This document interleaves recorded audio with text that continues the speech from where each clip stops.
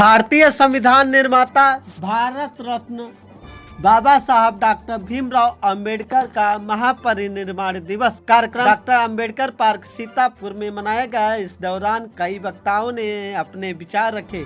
संस्था के अध्यक्ष सुंदरलाल बौद्ध ने कार्यक्रम का संचालन किया। नमस्कार, मैं हूं सतीश आर्य, आप देख रहे हैं आर्नो न्यूज़। इस दौरान कई वक्ताओं ने अपने अपने विचार रखे। इस दौरान कई समाज के लोगों ने उन्हें श्रद्धा सुमन अर्पित कर उनके जीवन की शिक्षा ली, उन्हें नम आंखों से याद किया। आपको बता दें, इस दौरान मुख्य वक्ता डॉक्टर अनिल कुमार अविश्रांत, प्रोफेसर फखरुद्दीन अली अहमद, स्नातकोत्तर महाविद्यालय महमूदाबाद सीतापुर, विशिष्ट वक्ता डॉक्टर सुनील कुमार, प्रोफेसर आचार्य नरेंद्र देव, टीचर्स ट्रेनिंग इंस्टीट्यूट सीतापुर, और विशिष्ट वक्ता प्रोफेसर डॉक्टर गगन कुमार, राजकीय महाविद्यालय कुचलाई सीतापुर ने अपने अपने विचार रखे। इस दौरान कई वकीलों ने, समाज के सुधारकों ने अपने आराध्य को याद करते हुए उन्हें नम आंखों से याद किया। इस दौरान AP Gautam, advocate Arun Kumar Raj, advocate Divyanshi Verma, advocate ज्योति यादव और राम अवतार यादव ने भी अपने अपने विचार रखे। पहले जब हम सब स्वयं एकत्रित होंगे और संगठन में ही बल होता है।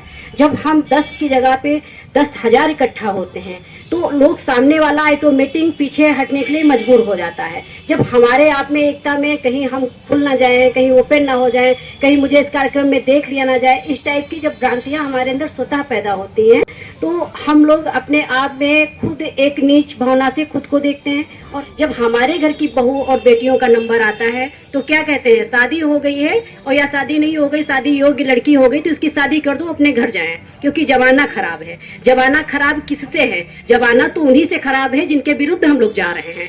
तो जमाना हमसे है, हम जमाने से नहीं है। तो हमारे अंदर ये खुद पहचान होनी चाहिए।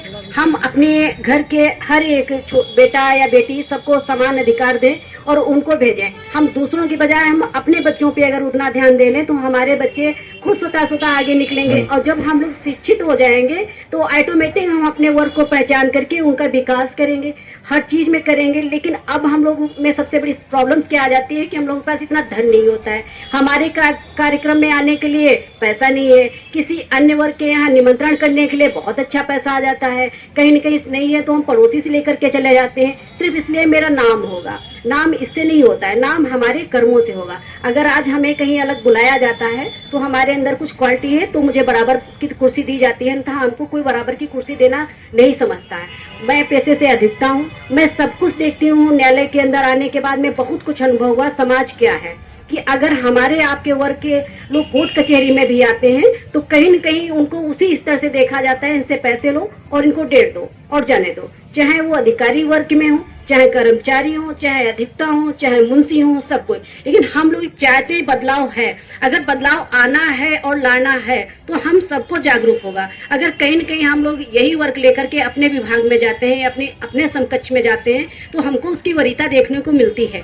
लेकिन हम लोगों के दिमाग में अभी भी फीडिंग है कि वो नहीं, वो अच्छा काम कर लेंगे, उनकी आवाज में दम है। आवाज में दम नहीं होती, हमारे विचारों में दम होनी चाहिए। हमारे विचार क्या कहते हैं, हमको कहाँ तक, जब हमको समाज में आज तक न्याय, हम उसी के विरुद्ध लड़ रहे हैं, हमको न्याय नहीं दिया गया तो हमको कोर्ट कचहरी में न्याय कैसे वो दिला देंगे? हमारे अंदर कैसे गलतफहमी आती है कि हमको वो लोग न्याय दिला देंगे। लेकिन नहीं, अगर कोई काम आता है तो अपने वर्ग को छोड़ करके लोग दूसरे वर्ग में ही जाते हैं ताकि हमें वो न्याय दिलाएंगे। कभी ये गलतफहमी है निकाल दो मन से। जब आप समझ जाएंगे अपने अंदर, तभी से सुधार आना स्टार्ट हो जाएगा। वैसे हर एक विभाग में जाइए, सरनेम के आगे से ही पहचान लिया जाता है कि हमारे भाई बंदे हैं। लेकिन हमारे आप से सरनेम देख लिया जाता है तो लोग, रिश्तेदार भी हैं अगर, तो पहचानने से इनकार कर देते हैं कि हमारे सर कहते हैं हमारी वहाँ कोई सुनता नहीं। अगर 5 लोग बोर्ड मेंबर में बैठे हैं तो कहते हैं मेरी वहाँ कोई सुनता नहीं। आपका कोई लिंक नहीं लग सकता वहाँ पे, क्योंकि आप 3rd डिवीजन होकर के आप 3rd की कैटेगरी में पहुंच जाएंगे और 3rd वाला सरनेम से ही अपने आप में ऊंचा पहुंच जाता है। तो इसकी सबकी बदलाव की जरूरत है। हम स्वयं बदलेंगे तभी हमारा समाज बदलेगा। हम समाज के साथ में अगर सबको बदलने चलते हैं तो क्रांतिकारी कह करके इतना डिमोशन कर दिया जाता हम लोगों का कि ऑटोमेटिक या तो मैदान छोड़ करके आप भाग जाएंगे या सुसाइड कर लेंगे या मुकदमे इतने पंजीकृत हो जाएंगे कि आप अपना ही मुकदमा लड़ते रह जाते। तो हम सब लोगों से आपसे यही विनम्र निवेदन करेंगे, जैसे बताया गया शिक्षा पे ध्यान दो और अपनी शक्तियों को हम स्वयं पहचाने, हमारी शक्तियाँ क्या हैं। जब हम स्वयं में जागरूक होंगे तभी हम समाज को बदल सकते हैं, बाकी नहीं तो हम लोग ऐसे ही छोटे मोटे फंक्शंस मनाते रहेंगे और एक दिन हमारा ये इतिहास जो है लुप्त हो जाएगा कि हमारा भी कोई इतिहास था। बाबा जी को विनम्र श्रद्धांजलि। आप लोग यहाँ आए हैं, बहुत अच्छा लगा। जितने लोग महिलाएं भी हमारी आई हैं, बहुत अच्छा लगा है कि सब लोग जागरूक हैं और हम चाहते हैं कि बढ़ चढ़ करके अपने कार्यक्रम में जरूर समय निकालें, कैसे भी निकालें, लेकिन एकता दिखनी चाहिए। जब हमारे अंदर एकता होगी तभी हम दूसरे समाज को मात दे सकते हैं, अन्यथा हम नहीं दे सकते। हमारा मतलब मात देने का भी नहीं होता है, हमको हमारा अधिकार चाहिए। हम दूसरे का अधिकार नहीं छीनते हैं कि आपका जो है आपको मिले, जो मेरा है मुझे मिले, मुझे मेरे अधिकार। कार्यक्रम को संबोधित करते हुए एडवोकेट अरुण कुमार राज ने अपने वक्तव्य में कहा, जिन्होंने इस मंच से बोलने का मुझे मौका दिया। सम्मानित साथियों, सर्वप्रथम दया के सागर, करुणा के भंडार, विश्व को मानवता का पाठ पढ़ाने वाले तथागत गौतम बुद्ध जी के चरणों में श्रद्धा के सुमन अर्पित करते हुए जिनकी पुण्यतिथि आज हम मना रहे हैं, बाबा साहब, उनको सादर श्रद्धांजलि अर्पित करते हुए बहुजन समाज में समय समय पर जन्मे संतों, गुरुओं, महापुरुषों को नमन करता हूं। साथियों, जैसा कि बहन के द्वारा बाबा साहब के लास्ट समय में दिया गया संदेश बयां किया गया, आज वो संदेश मैं जानता हूं यहां पर बहुत प्रबुद्ध लोग बैठे हैं, वो बाबा साहब का संदेश जन जन तक पहुंचाने का और उनकी छूटी हुई विरासत को आगे बढ़ाने का जिम्मा हम लोगों का है। बाबा साहब ने जो सपना सोचा था अपनी जिंदगी में, शिक्षा के माध्यम से विदेशों में जाकर पढ़ाई करी और संविधान के लिए, बहुजनों के हक अधिकार के लिए अपने 4-4 बच्चों को कुर्बानियां दी। लेकिन बहुजन समाज आज हमारा उस संविधान को मात्र एक किताब बनकर समझ बैठा है, क्योंकि हमारा बहुजन समाज बाबा साहब द्वारा दिए गए हक अधिकारों को जानना नहीं चाहता। इसीलिए सबसे ज्यादा तहसील कचहरियों में चक्कर लगाता है और मैं देखता हूं कि जेलों में सबसे ज्यादा कौन बंद है, आजकल सबसे ज्यादा बहुजन समाज के लोग बंद हैं, पैरवी नहीं कर पाते। ये मनवादी व्यवस्था के लोग आज हमारे बहुजन समाज के भाइयों को भी आपस में लड़ाने का काम करते हैं और हम लोग मेड़ों के विवाद में, घरों के विवाद में, आपसी विवाद में लड़ते रहते हैं, तहसील कचहरियों के चक्कर काटते रहते हैं। तो जब तक बाबा साहब द्वारा दिया गए हक अधिकारों के बारे में आप लोग, उनके जो संविधान में हक अधिकार दिए गए हैं उनके बारे में आप लोग पढ़ेंगे नहीं, उनका मनन नहीं करेंगे, तब तक हमारे बहुजन समाज का भला होने वाला नहीं है और ना ही हमारे बाबा साहब का सपना पूरा होगा। बाबा साहब ने कहा था कि शिक्षा वो शेरनी का दूध है जो जितना पिएगा वो दहाड़ेगा। आज ये सबसे जिम्मेदारी हमारे यहाँ माता बहनें बैठी उनकी है।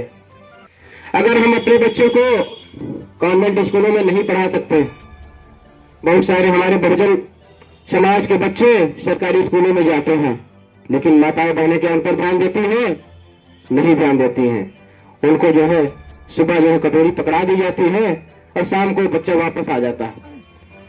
अध्यक्ष जी के पास या हम लोग के पास बहुत सारे मैसेज आते हैं, फोन भी आते हैं कि फला स्कूल में टीचर आती है और मोबाइल चला के चली जाती है, क्योंकि वो अपने बच्चे तो कॉन्वेंट स्कूलों में लखनऊ में पढ़ा रहे हैं।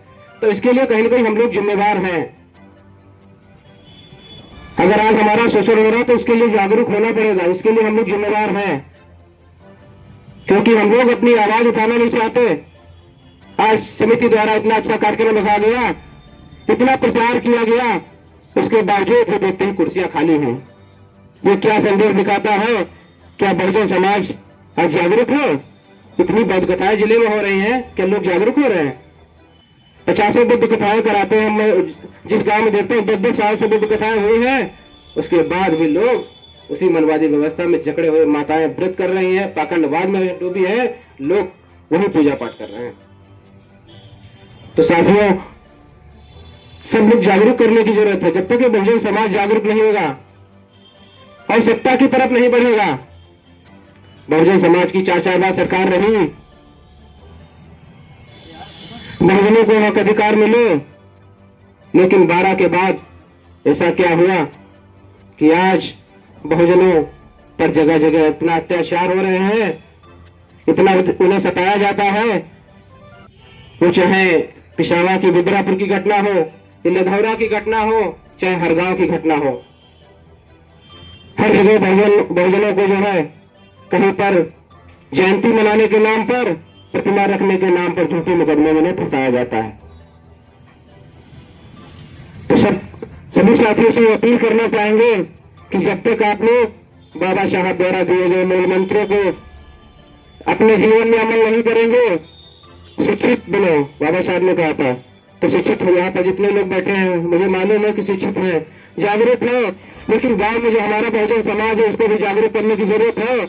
जब तक वो लोग नहीं जुड़ेंगे तब तक हमारा समाज का भला नहीं होगा। आज SIR फॉर्म चल रहे हैं, सरकार द्वारा देखो जो है SIR फॉर्म जो है भरवाए जा रहे हैं, लेकिन हमारे बहुजन समाज के लोग या तो दिल्ली में मजदूरी कर रहे हैं या तो ससुराल में रहने कह रहे हैं कि मुझे इससे कोई मतलब नहीं है। ये साथियों नहीं जानते कि वोट का अधिकार बाबा साहब ने किस तरीके से हर बहुजनों को दिलाया था। इस कार्यक्रम में पहुंचे पूर्व राजस्व निरीक्षक AP गौतम ने अंबेडकर जी को श्रद्धा सुमन अर्पित करने के बाद अपने वक्तव्य में कहा, तो बहुत कुछ आत्मा किया था बाबा साहब ने, तो कुछ मानवीय जो गुण हैं उन्हें आत्मसात करने के लिए मैं थोड़ा निवेदन करूंगा। साथ ही 6 दिसंबर की बात में कुछ बात रखूंगा।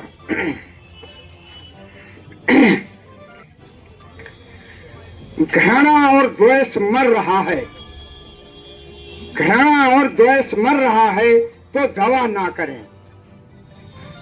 घृणा और द्वेष मर रहा है तो दवा ना करें। कम से कम इस देश की खराब तो हवा ना करें। मरे गर झूठ और पाप तब तो मरने दो, मरे गर झूठ और पाप तब तो मरने दो। फरेब की कभी तारीफ तो बयान ना करें। कार्यक्रम को संबोधित करते हुए एडवोकेट ज्योति यादव ने अपने संबोधन में कहा कि महिलाओं को बढ़ चढ़ करके हिस्सा लेना चाहिए, पढ़ना लिखना चाहिए और आगे बढ़ना चाहिए। पुरुषों को हृदय से नमन करते हैं। डॉक्टर बाबा साहब ने सामाजिक परिवर्तन, आर्थिक न्याय और व्यवस्था परिवर्तन का उद्देश्य लेकर जीवन भर संघर्ष किया। बाबा साहब के इस उद्देश्य को पूरा करने के लिए हम आपको शिक्षा को अपना हथियार बनाना होगा। आज यह विचार करने का समय है कि हमारे संविधान और हमारे हक अधिकारों को किस तरह से कुचला जा रहा है, और यह विचार हम तभी कर पाएंगे जब हम बौद्धिक रूप से मजबूत होंगे। डॉक्टर बाबा साहब ने भी इस लड़ाई को बुद्धिमता से ही लड़ा था। हम अपने हक अधिकारों को तभी बचा पाएंगे जब हम बाबा साहब को पढ़ेंगे, बाबा साहब के संघर्ष को पढ़ेंगे। बाबा साहब ने महिलाओं को गुलामी की जंजीरों से आजाद किया, उन्हें समाज में बराबरी का दर्जा दिलाया, संपत्ति, नौकरी, शिक्षा में अधिकार दिलाया। आज जो महिलाएं हर क्षेत्र में अपनी पहचान बना रही हैं तो वो बाबा साहब की देन है। संविधान से पहले महिलाओं को जिंदा जलाया जाता था, गर्भ में ही मार दिया जाता था, शुद्धिकरण के नाम पर बलात्कार किया जाता था, स्तन ढकने पर टैक्स लगाया जाता था। बाबा साहब ने उस अंधकार में रोशनी जलाई और महिलाओं को इंसान होने का हक दिलाया। अगर बाबा साहब ना होते तो आज महिलाएं इतने अच्छे पदों पर नहीं होती। अच्छे कपड़े नहीं पहन रही होती, शिक्षा का अधिकार नहीं था। बाबा साहब वो क्रांतिकारी योद्धा थे जिन्होंने मनुस्मृति और पितृसत्ता व्यवस्था के खिलाफ युद्ध छेड़ दिया था।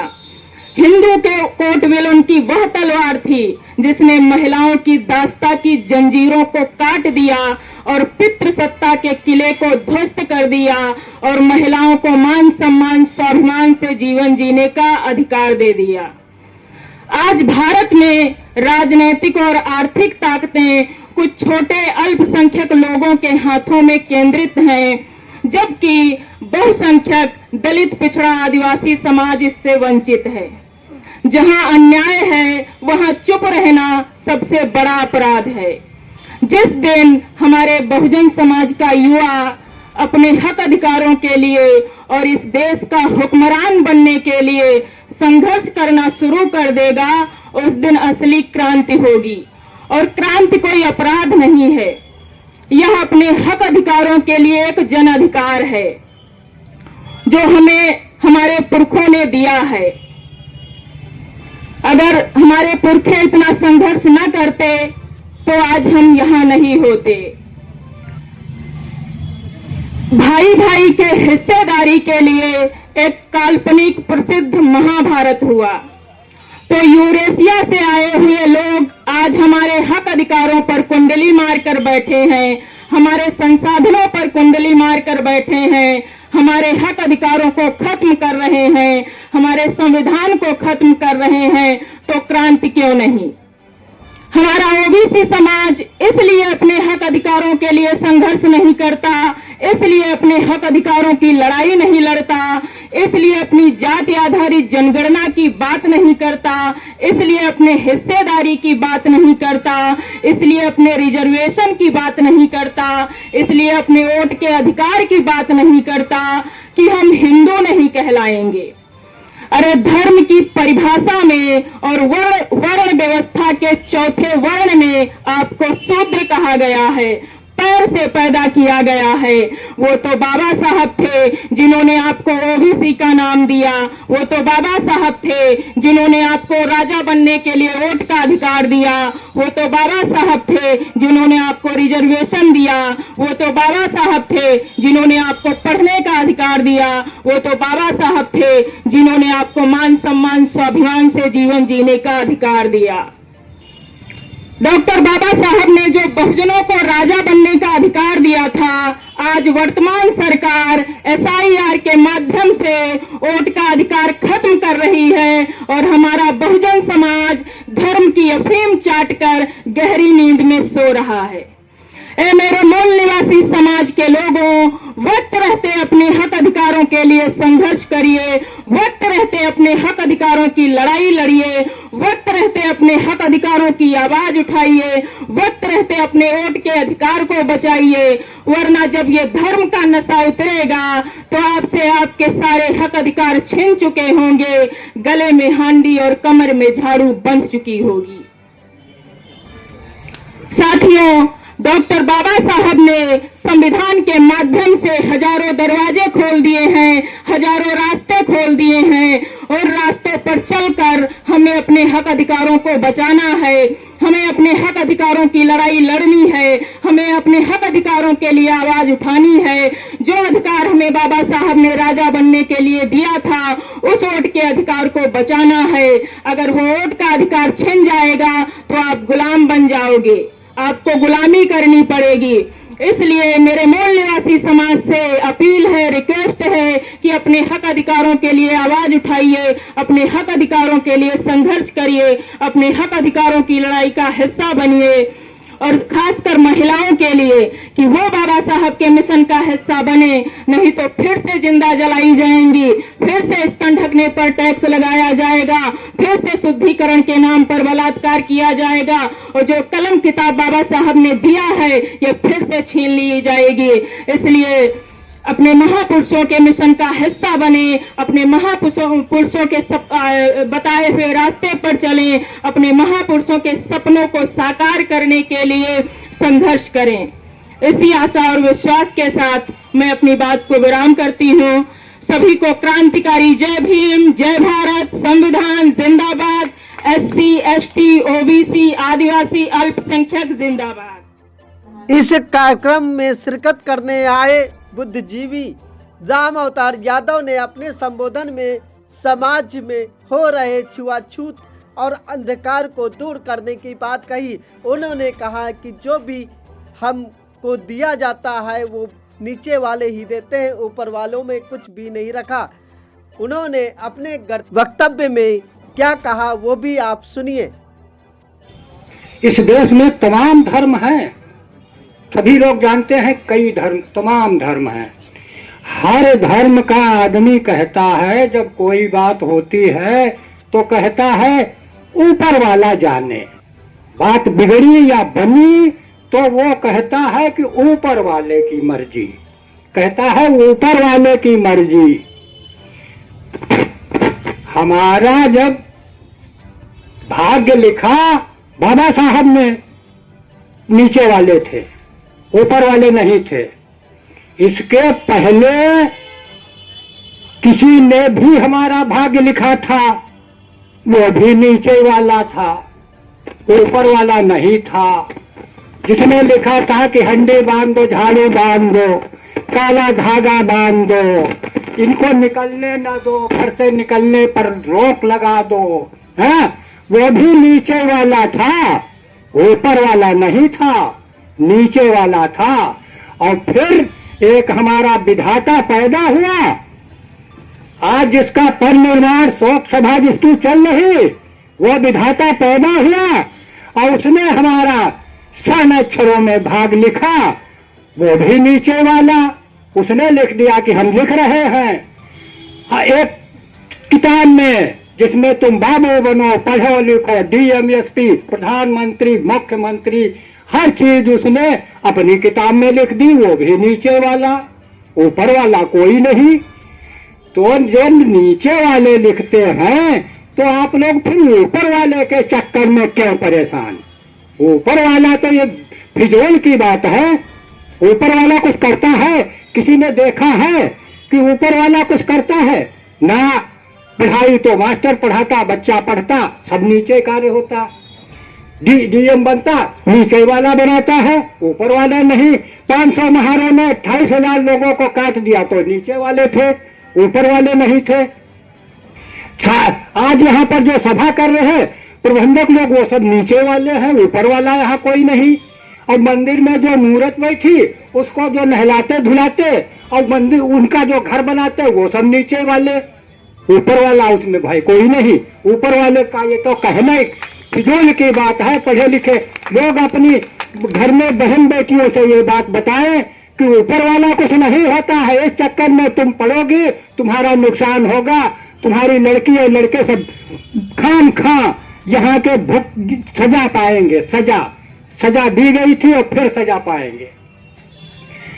और इन्होंने ऐसी तरकीब बताई, लड़कियों के लिए नाक छिदाओ, कान छिदाओ, लाल लगाओ, पीला लगाओ, ये करो वो करो, दुनिया भर की बकवास बनाई। ये नहीं बनाना चाहिए, उसको शिक्षित, जिसकी जरूरत है उसको शिक्षित बनाओ, बढ़िया विद्वान बनाओ। बाबा साहब 6 PhD, 32 डिग्री, आखिर उनकी हर जगह सम्मान इतना हुआ कि एक बार वियतनाम के विदेश मंत्री बाबा साहब के कब्र की पास की मिट्टी, कब्र के पड़ोस की मिट्टी अपने थैले में भर रहे थे तो लोगों ने पूछा इसको क्या करोगे, इस मिट्टी का क्या करोगे? तो उन्होंने कहा ये हम अपने देश की मिट्टी में मिला देंगे तो हमारे यहाँ भी अम्बेडकर जैसे विद्वान पैदा हो जाएंगे। ये ऐसे थे बाबा साहब। अमेरिका के राष्ट्रपति ने कहा अगर अम्बेडकर हमारे यहाँ होते तो हम उनको सूर्य कहते, यानी पूरे विश्व को प्रकाश देने वाला कहते। बाबा साहब का ऐसा सम्मान जगह जगह होता रहा, हर जगह होता। क्या कारण? ऊपर वाले ने कुछ नहीं भैया किया, उनकी मेहनत ने किया, पढ़ाई लिखाई के दम पर उनको ये सम्मान मिला, आज भी मिल रहा है। आज भी जितने स्टैचू विश्व में बाबा साहब के हैं इतने दूसरे के नहीं है। आज भी उनकी लोग चाहते हैं कि अगर उनकी मिट्टी मिल जाए कदम की, उसको हम माथे पे रख ले, जीवन भर रखे रहेंगे। उनकी हड्डियों के दर्शन करने जाते हैं। कारण क्या है? इतने बड़े विद्वान थे, सारी नॉलेज उनको हो गई विद्या के बल से। ऊपर वाले के चक्कर में है, उनसे अगर कोई बात करो कि तुमको कुछ मालूम है, कहेंगे कि तुम तो 15 वर्ष से एक पैर खड़े हो जाओ, नाक से पानी पियो, मुंह से ये करो, तुम स्वर्ग को जाओगे। किसने देखा स्वर्ग? जो बताए कि हमने देखा है स्वर्ग, हमने देखा है नर्क। काल्पनिक बातों के चक्कर में पड़ा आदमी, बिना मतलब की बातों में अपना नुकसान कर रहा है। अभी हमारे भाई साहब भंते जी ने बताया कि जैसे लंका जली थी, लंका जली नहीं कभी, बिल्कुल फिजूल की बात है, युद्ध नहीं हुआ, कहानी काल्पनिक, कहानी बिल्कुल काल्पनिक। ये सारे इनका इतिहास पूरा काल्पनिक। आपका इतिहास नालंदा विश्वविद्यालय में रखा था, इन्हीं लोगों ने जलाया, 6 महीने 18 दिन तक जला, आपका इतिहास खत्म कर दिया, अपना इतिहास उस पर थोप दिया और कहा तुम ऐसे पैदा हुए पैर से, तुम खपड़ी से, तुम आसमान से, धरती से। कोई धरती से पैदा हुआ, इनमें कोई आसमान से गिरा है, कोई जानवर से आ गया, फिल्मी से दुनिया भर की बकवास, और बकवास में फंसा आदमी। सत्य प्रमाणित बात में फंसो, इधर उधर की कल्पित बात में मत फंसो, प्रमाणित बात में जो प्रमाण करती हो। जैसे बुद्ध ने कहा कि इस देश का, विश्व का संचालन करने वाला कोई ईश्वर नहीं है। तथागत बुद्ध ने कहा पूरे विश्व का संचालन करने वाला कोई ईश्वर नहीं है, इसमें कोई ईश्वर का करिश्मा नहीं है, ये स्वयं संचालित है। तो ईश्वर और दुनिया भर की खुराफात में अपना समय खराब करो, अपने बच्चों का भविष्य खराब करो, दोनों बात हो जाएगी। अब वो उनकी चाल देखो, कदम कदम पर ठेका, कदम कदम पर दारू हुआ मंदिर, कदम कदम पर ठेका और कदम कदम पर मंदिर। मंदिर से चूको तो ठेका की तरफ जाओ, ठेके से चूको तो मंदिर की तरफ जाओ, तुम्हारा समय बराबर हो गया। उनके पास पैसा इतना हो गया है, होशियार, ये मत समझ लिए वो पागल नहीं है, बहुत बड़े होशियार हैं। उनके पास पैसा इतना है, कहीं यही जो वो खैराबाद है पीटेक्स, उसके पास एक बहुत बड़ा विद्यालय है। अभी हमारे लड़के ने बताया वहां कक्षा 4 लड़का यहीं से जाता है, बसें ले जाती हैं, तो उसकी फीस है 11,000 रुपए। जब उनके पास पैसा है तो उनका बच्चा उसमें पढ़ता है, हमारे पास पैसा नहीं है तो हमारा बच्चा यही खिचड़ी वाले में जाता है। भाई पैसे की बात है, पैसे पर पूरा अधिकार है उनका। तो ऐसा सिस्टम करो, पढ़ाई लिखाई मेहनत करो, युद्ध करो, अपने हक अधिकार के लिए लड़ो भी। ये मत सोचो कि हमारा लड़का तो डीएम बन गया, हमारी बात खत्म हो गई, ऐसा नहीं है। बाबा साहब ने कहा है कि पढ़े लिखे इस देश के नाविक हैं, पढ़ा लिखा व्यक्ति इस देश का नाविक है, उसको नाविक समझकर वो अपना जीवन चलाना चाहिए, पूरे समाज को ढोकर ले जाना चाहिए। पढ़े लिखे बच्चे को अपना जीवन ढोकर ले जाना चाहिए। भाई ज्यादा आप सभी लोग समझ रहे हैं, समय कम है, तो कुछ बाबा साहब के सम्मान में 2 लाइन।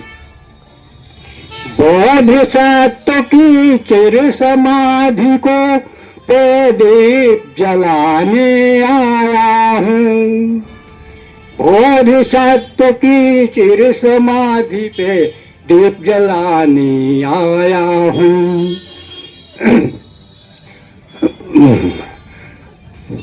श्रद्धा सुरभित सुमन चढ़ाने आया हूँ।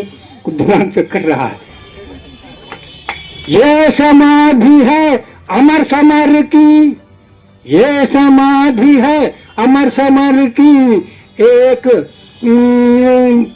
पुंज अमृत की ज्वाला, जीवन जाग उठा कण कण से, प्रगति पुंज पुष्पों की माला। कर्म भवन से फूल प्राप्त कर उन्हें चढ़ाने आया हूँ, बोधिसत्व की चिर समाधि पे दीप जलाने आया हूँ, शीश झुकाने आया हूँ, शीश झुकाने आया हूँ।